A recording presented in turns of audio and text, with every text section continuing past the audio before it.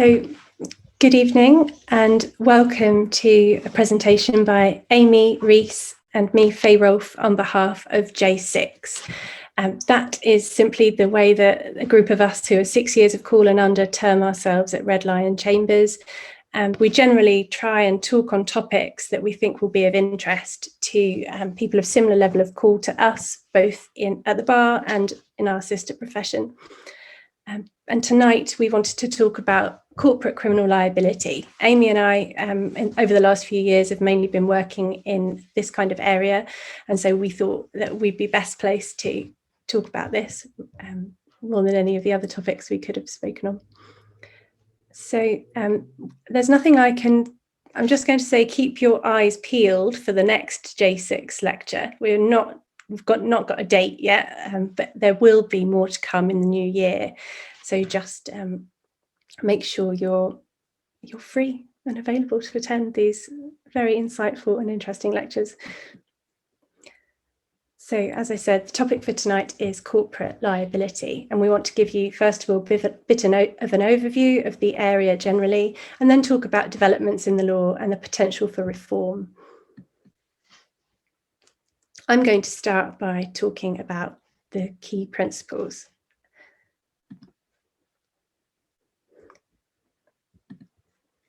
So a corporate is a distinct legal entity in its own right, and it's capable, obviously, of entering into contracts, being sued, and equally it's capable of committing crime. But a company is, of course, incapable of acting other than through the agency of the humans that are part of its organisation. The trouble that the law then has is how to work out when a company is responsible for the actions of the humans that work within it. And that is known as the rules of attribution. So how criminal liability attaches to a corporate will vary, and it can either be prescribed in statute, as is the case in something like the Bribery Act, Section 7, where you have a failure to prevent bribery offence. That's set out in black and white exactly how it is that a company is liable for those actions. Or to move away from a financial crime example, similar responsibilities built into the Corporate Manslaughter Act.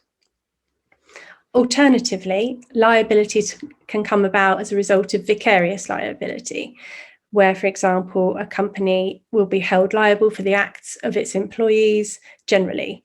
And that's sort of the standard way things work in the US, and that's why they're able to get such ready and lucrative enforcement, because it's almost the default position. But in this country, we most often see vicarious liability coming about in health and safety offences, environmental prosecutions. And lastly, liability will attach by way of the identification principle, which is something Aimee's going to move on to discuss in more detail later on, but which generally is where a company will only be criminally liable for an offence if it can be attributed to someone high up enough in the organisation.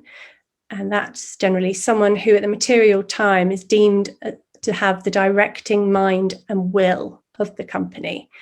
And that, as a result, is, of course, normally then very senior officers within a company, directors, senior management, people who are very close to board level only tend to get tagged with that level of attribution.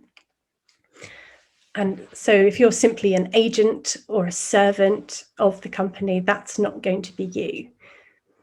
Now, there's a couple of leading cases that touch on this that you should know about if this is an area of law you need to read into.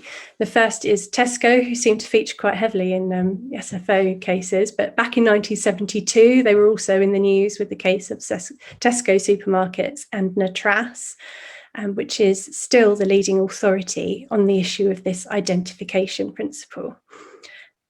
Tesco then was prosecuted under the Trade Descriptions Act in 1968 for advertising a deal that you couldn't actually find in the store. And that was because the branch manager had run out of whatever the promotional item was, I don't know, a bumper pack of hobnobs or something. He simply didn't have it to sell, albeit it was on the big banner outside. The House of Lords considered that a branch manager couldn't be held to embody the company as a whole, and therefore Tesco had a defence of having conducted sufficient due diligence to attempt to meet that promotion, and they didn't have to be held responsible for the actions of that branch manager. It was found to be the case because the board hadn't delegated any of its functions to him. So whilst they had a chain of command through regional and district supervisors at the stores, they remained in control, and they had to follow and start, directors had control and the branch managers had to follow the orders. So the acts and omissions of an individual shopkeeper couldn't be imputed on the company itself. And it would only be the case if he'd had full discretion to act independently of instructions given to him, when the case would have been decided differently. But as it was, they had a defence in that case. Sometimes it's not quite as straightforward as that, and you have to look at the purpose behind the legislation that they commit the Criminal Act under to understand where the fair place to put the liability is. So in the case of Meridian Global Funds Management Asia Limited and Securities Commission, CACHI, in 1996, is a Privy Council case where two employees of a Hong Kong investment management company purchased shares in a New Zealand listed company. They had the authority to do so, so they'd got the appropriate forms signed, but they hadn't gone and then told the directors of their company that they'd acquired these shares. And in New Zealand, they have a Securities Amendments Act that requires a company, when they're buying a sufficient number of shares, to give notice of having done so, public notice. But because the directors in the bank hadn't been made aware, the appropriate channels that they would normally use to make that notification, that wasn't done. And so Meridian was technically in breach of its duty to give notice. The Privy Council took a purposive interpretation of the legislation in upholding the decision at first instance that Meridian were to blame, not just the two employees. And that was because the policy behind this Securities Act piece of law in New Zealand that required you to notify was to compel people in fast-moving financial markets to make immediate disclosure of the identity of companies and individuals who became such substantial shareholders in public companies. And so the Privy Council felt that the relevant knowledge for the purpose of this duty to disclose was the knowledge of the person who had the authority of the company to acquire the relevant interest and did so. Otherwise, the policy of the Act would be defeated. Companies could simply say, well, Mr. Bloggs in this department went out and bought the shares and didn't tell me, and they simply wouldn't have to report because they hadn't been told. And it was deemed that that was simply too easy a get-out clause for companies in such an important area for the financial markets that they decided the law differently. So most legal disputes in this area tend to be around attribution. But if you do manage to get past that hurdle and a company is pinned with liability for a criminal act, then the challenge then is for them to prove that what they did to avoid it was sufficient. They did everything so far as reasonably practicable,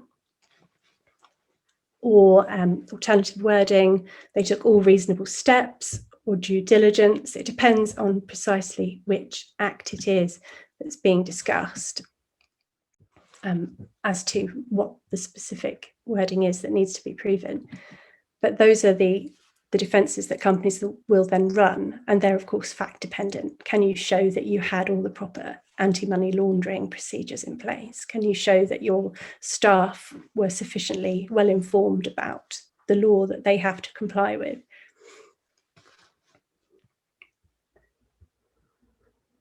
And that, of course, is a reverse burden. The company has to prove it isn't fair for them to be held responsible for the actions of the individuals because they have done everything they could possibly have been asked to do. Now, if a prosecution for a corporate does prove successful, then the most common means of punishment is a fine. And the size will be dictated by the company's turnover. But where a breach is deemed to be egregious or demonstrative of real negligence, then you can go outside the guidelines and essentially make an example of the company and really hit them where it hurts, in the pockets of directors and shareholders. There are also options of compensation and restitution, and I think Amy's going to touch on how there is potentially going to try and get a bit more creative about how we can punish corporates. And finally, on this introduction section, I want to take you through is something that's not really a sentence at all. It's an alternative outcome for corporates that find themselves, or sometimes they find out for themselves that they are in trouble through internal investigations, which is increasingly the case, is they sign up to a DPA, or deferred prosecution agreement. And this is when a corporate can avoid prosecution completely for a period of up to 5 years if it signs up to a package with the Serious Fraud Office, for example. So what it has to do is admit guilt. It has to say nothing else publicly that contradicts that admission. It has to cooperate in the prosecution of responsible individuals. And then it has to pay a fine, which is the most important banner item for the SFO.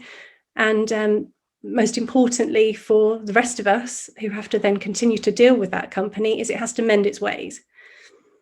So these have proved to be a much more efficient way of dealing with corporate wrongdoing than the lengthy and costly trials that keep lots of us barristers employed, whether taking notes or ploughing through disclosure.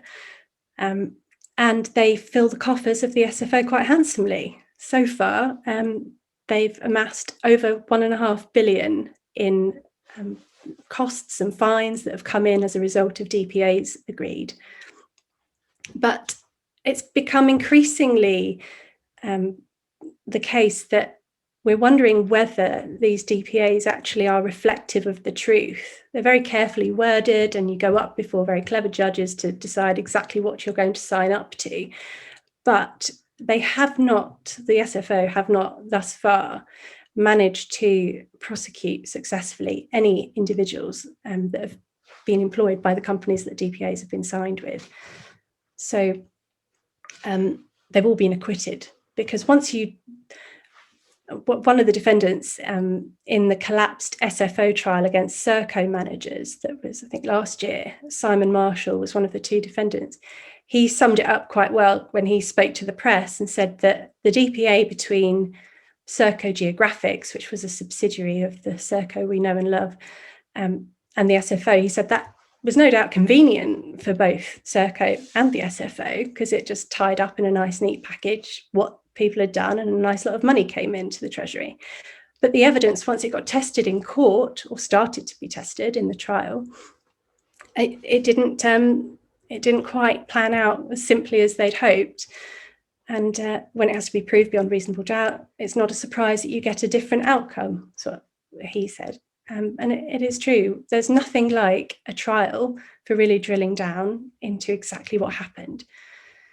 And the collapse of cases such as against Tesco, Barclays, and this one against Serco managers, I think leaves us in no doubt that cases involving wrongdoing by large corporates are far from straightforward, and that perhaps therefore not really capable of being accurately condensed down into a DPA, no matter how keen parties are to do so on both sides.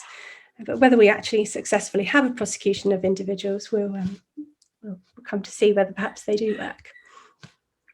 But now I'm going to flick over to the next slide and pass over to Amy. Thanks, Faye.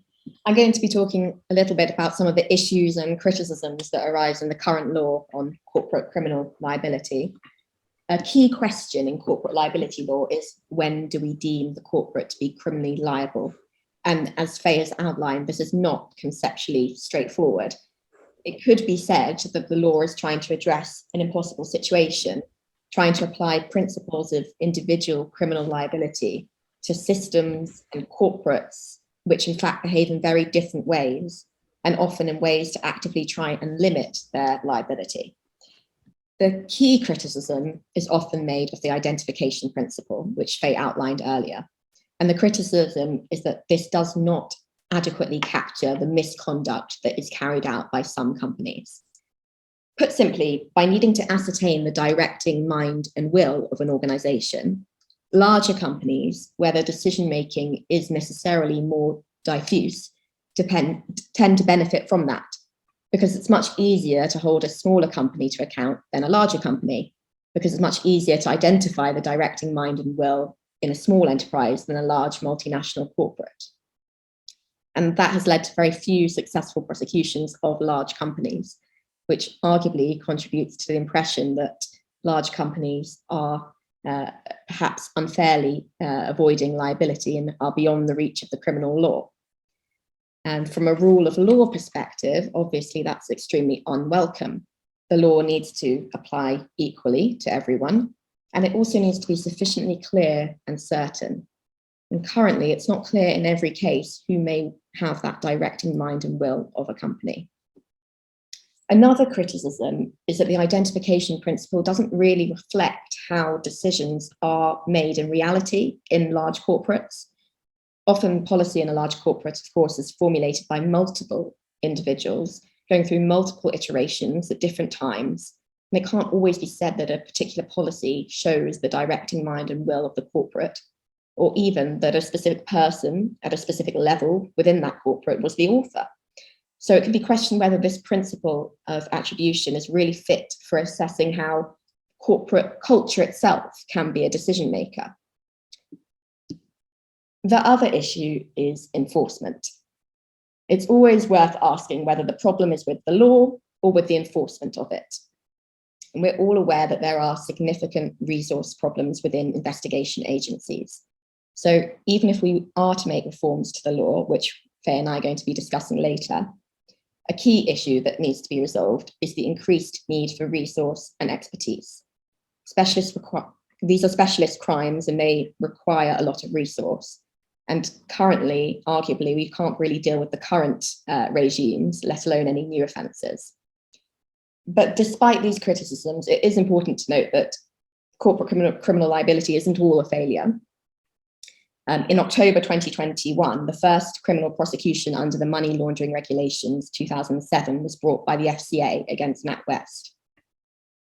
Excuse me. NatWest pleaded guilty to failures under the money laundering regulations after one of its clients deposited £365 million in under 5 years, instead of the predicted £15 million per year that was expected. And this was the first criminal prosecution under the money laundering regulations by the FCA, holding the corporate entity criminally responsible. Though interestingly, no individuals are being charged as part of these proceedings.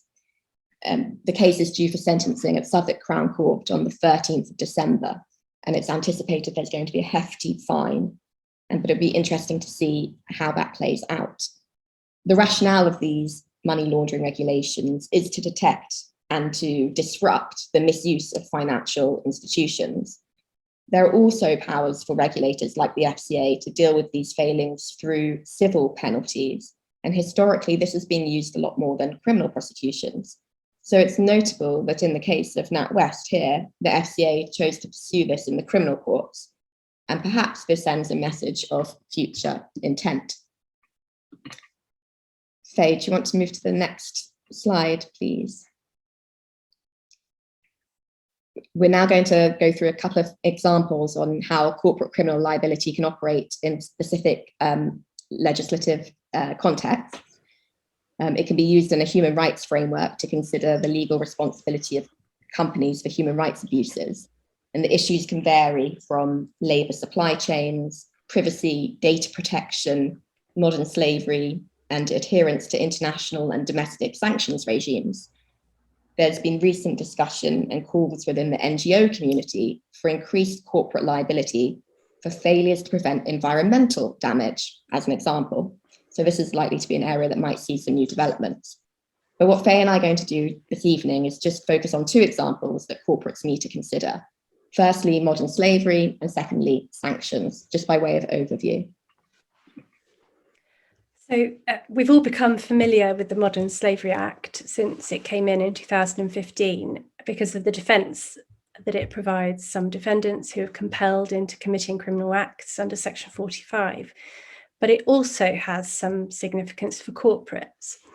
You may well have noticed while shopping online in Black Friday that websites of large companies now routinely feature down at the bottom where you might be looking for the customer services. There's also now a Modern Slavery Act statement.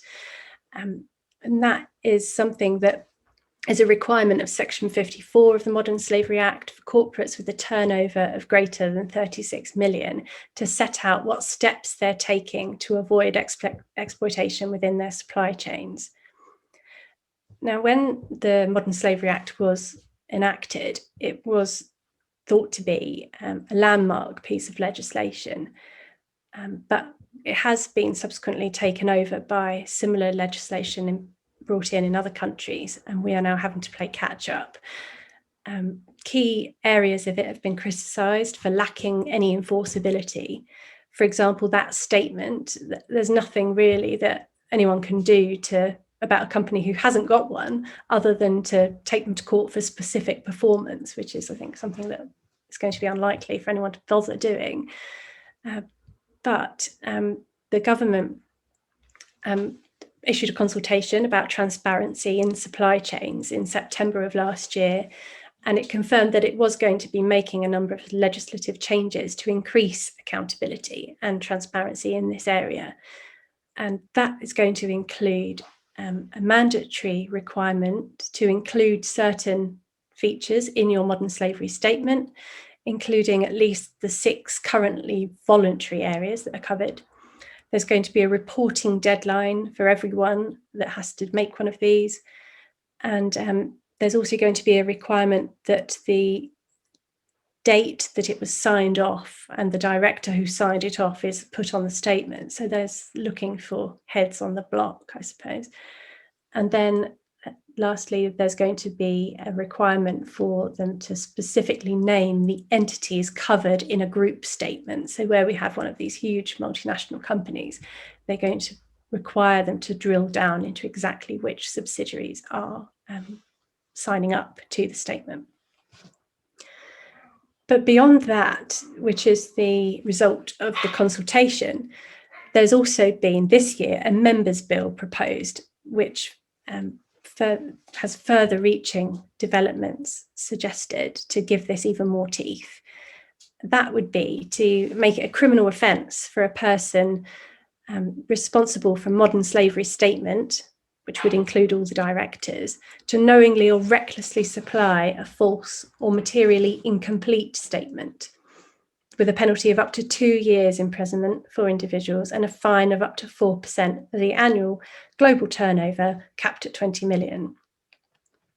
Now, a defence could be that all reasonable steps were taken, similar to the defences we talked about generally earlier, that they did everything they could to make sure the statement was correct, and that they informed the independent anti-slavery commissioner as soon as practicable after they knew that it was false or materially incomplete.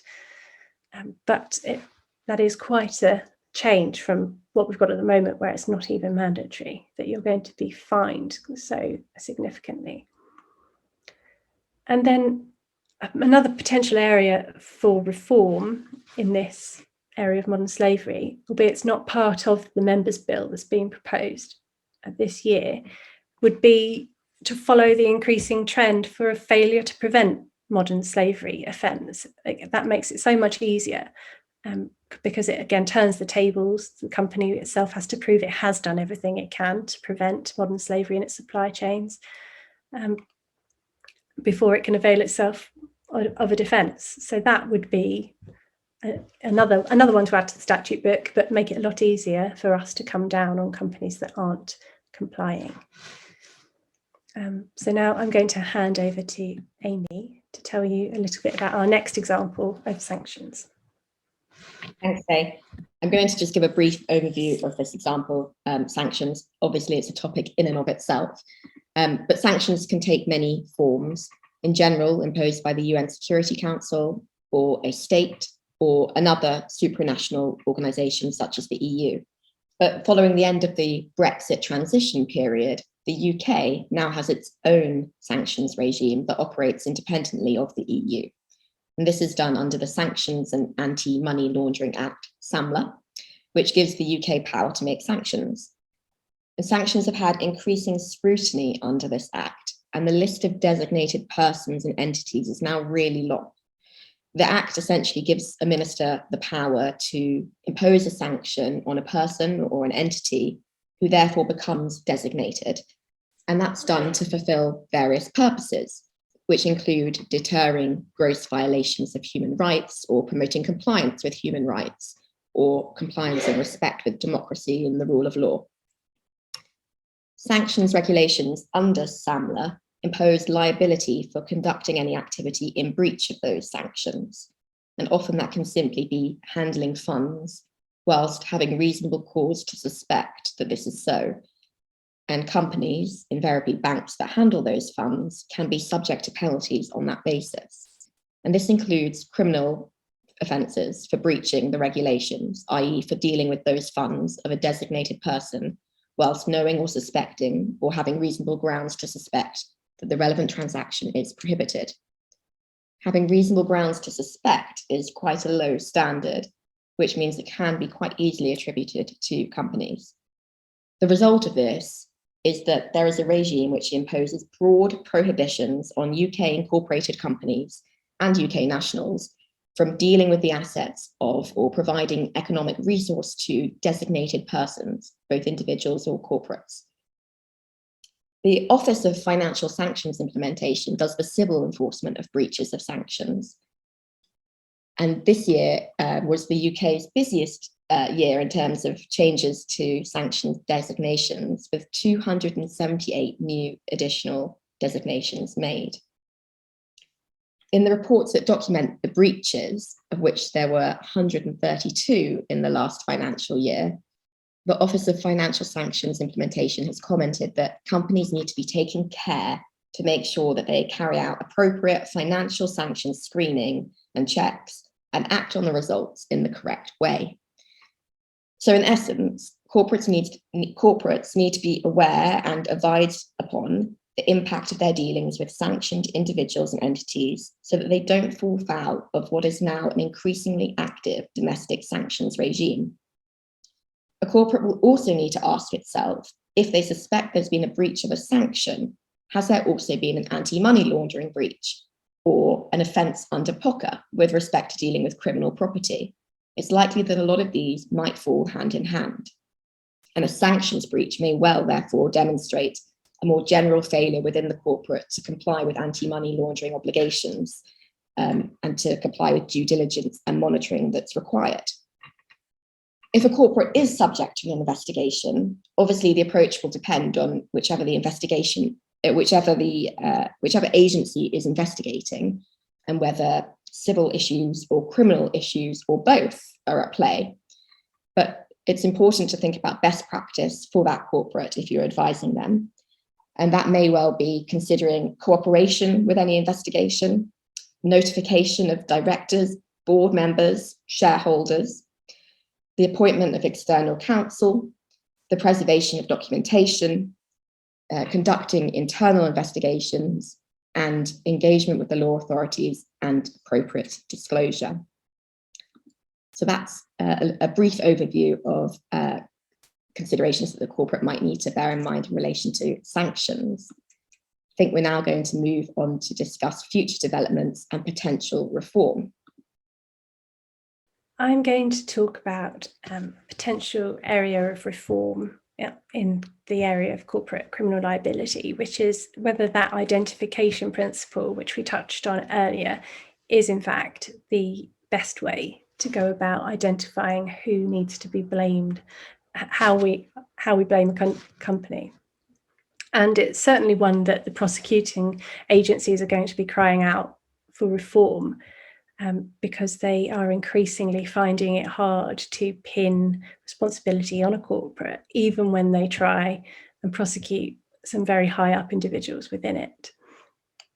Now, in 2010, a government consultation concluded that there wasn't any need for reform, but the question was posed again in January 2017, and a call for evidence from the MOJ into alternatives is still out, and that's being considered at least still. But with every case that comes through the courts and is an unsuccessful prosecution, it becomes more urgently obvious that we need to reform this. The case of the SFO and Barclays PLC in 2018 held that the bar for prosecutors to prove corporate criminal liability had been raised. The High Court held that liability can only be attributed to the corporate identity if individual defendants were the directing mind and will for all purposes. So we're familiar with the directing mind and will bit, but for all purposes, or the individual defendants were its directing mind and will for the purpose of performing the impugned function in question. And that would mean, in this particular case of Barclays, the final signing off of the deal that was subject to the investigation for fraud. And so in order to represent its directing mind and will in these circumstances, the prosecution need to establish that those individuals had complete discretion or entire autonomy over the deal. Lord Justice Davis stated, as the individual defendants, despite being senior executives, did not have full discretion or entire autonomy to act independently, and they were responsible to another person for the manner in which they discharged their duties, they could not be regarded as the directing mind and will for the purpose of performing the functions in question, and that the individuals had some degree of autonomy is not enough. It had to be shown, if criminal culpability was capable of being attributed to Barclays, that they had entire autonomy to do the deal in question. So that just shows you how very hard it is for the prosecuting authorities, even when you've got senior directors in the dock like they had in Barclays, to prove that because there was someone else who had to give their sign off to the deal and they didn't, then they're simply not going to progress the case. And so then the question arises, of course, well, what do we do instead? If that isn't working, what possible alternatives are there? We could go down the American model, which is pretty much a general assumption that a company has vicarious liability for the acts of any employees. That makes it very easy to enforce and results in the large scale fines we see in the States. And the alternative is to simply move the focus down to these senior managers, who are the ones we invariably have in the dock, make it so that we're no longer needing directing minds and will, but people on the ground carrying out the will of the people at the top, that those are the ones who can be pinned with the attribution. Or finally, that seems to be the catch-all solution, make a new failure to prevent offence. And that's where I'm going to hand over to Aimee, because that is an area that is very relevant in a number of different areas of corporate crime, and whether that might solve the problem the prosecutors are having. Thanks, Faye. Yes, this failure to prevent model seems to be the topic at the moment. Way back in September 2014, the then Attorney General, Jeremy Wright, QC, announced that the government was considering proposals at that point to create a new corporate offence of failing to prevent economic crime. And although there's been a lot of discussion since then, the law has not in fact changed. But very recently, the Law Commission has conducted a consultation on corporate criminal liability, and the Law Commission is going to be reporting imminently. It's widely expected that they will provide options for reform, and they may well provide recommendations in relation to a new failure to prevent model. So how would a failure to prevent economic crime offence work? Well, the failure to prevent model is currently used in two specific instances. One, the Bribery Act, and two, the Criminal Finances Act. The Bribery Act 2010, Section 7 provides that a company may be guilty of an offence if a person associated with that company bribes another. The definition of an associated person is wide, and it includes anyone who performs a service for the company and can capture employees, agents, or subsidiaries. The onus is on the company to prevent any associated person from acting in this way, and that's why it's called a failure to prevent model. There are statutory defences, which Faye outlined earlier, which are provided if the company had in place reasonable procedures to prevent bribery. Reasonable procedures might vary, but they include things such as a top-level commitment, risk assessment, due diligence, monitoring, and review. The second example that we have of this failure to prevent model in current legislation is in the Criminal Finances Act 2017. It's created two offences using this model of failure to prevent tax evasion, and it mirrors the legislation in the Bribery Act, making the facilitation of tax evasion by an associated person to a company an offence, with the onus on the company. So it's strongly anticipated that if there is going to be a failure to prevent fraud offence or failure to prevent other financial crimes, and if that is going to be brought onto the statute books, it's likely that it will be modelled on these existing statutory regimes. But is this too large a burden on companies? Well, a key argument against a new failure to prevent offence is that its imposition would impose too large a burden on business, which in turn negatively impacts the economy. It's right that a new failure to prevent fraud offence, for example, would be a huge burden on companies. They would need to set up appropriate procedures in order not to fail in any prevention, and to demonstrate the adequacy of those procedures if they were to fail. It's right that it is a decision for Parliament as to whether, as a society, we're happy to place that burden onto companies in terms of the cost and the regulation. But I suspect there's probably quite a lot of public appetite for that to happen.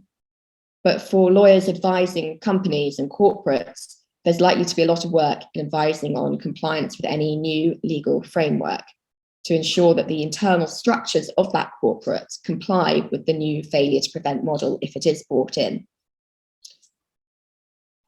Another area of potential future development might be in sentencing options. As Faye outlined earlier, the options available for corporates at the moment, apart from in a small number of statutory offences, are fines. And the lack of alternatives is sometimes cited as a reason not to be able to prosecute companies more widely, or a reason why a failure to prevent model doesn't really capture large corporates. But it's probably too simplistic to see it in that way.